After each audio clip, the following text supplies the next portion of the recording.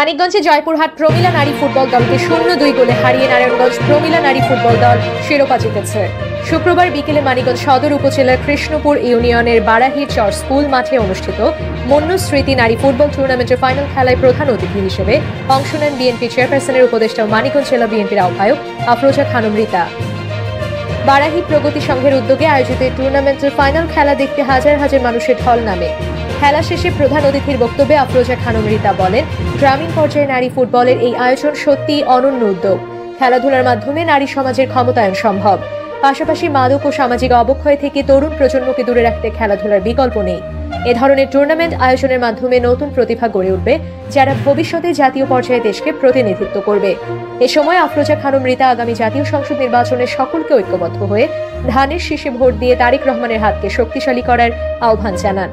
এ সময় জেলা বিএনপির আহ্বায়ক কমিটির সদস্য ও জেলা জজ কোর্টের পিপি অ্যাডভোকেট আফম নুরতাজ আলম বাহার, আতম জহির আলম খান লোদি, শামীম আল মামুন, সদর উপজেলা বিএনপির ভারপ্রাপ্ত সভাপতি ফজলুল হক, জেলা যুব দলের সদস্য সচিব তুহিনুর রহমান তুহিন, জেলা ছাত্র দলের সভাপতি আব্দুল খালিক শুভ সহ জনপ্রতিনিধি, রাজনৈতিক নেতৃবৃন্দ, ক্রীড়াপ্রেমী ও সাধারণ দর্শকেরা উপস্থিত ছিলেন। খেলা শেষে বিজয়ী দলের হাতে চ্যাম্পিয়ন ট্রফি ও রানার্স আপ দলের হাতে পুরস্কার তুলে দেওয়া হয়। মাঠে স্থানীয় দর্শকদের উপচে পড়া ভিড় ছিল চোখে পড়ার মতো।